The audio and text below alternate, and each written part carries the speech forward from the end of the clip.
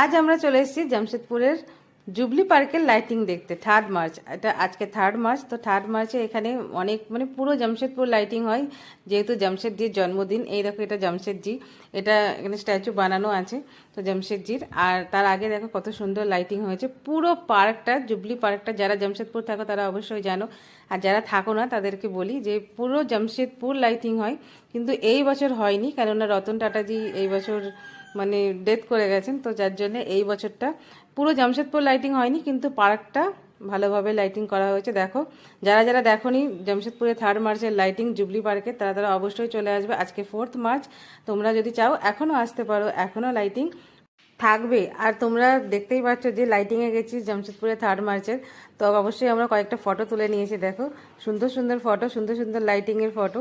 তো অনেক সুন্দর লাগে। আমরা প্রতি বছর 3 মার্চ দেখতে যাই, আর তোমরা যারা যাওনি তারা অবশ্যই চলে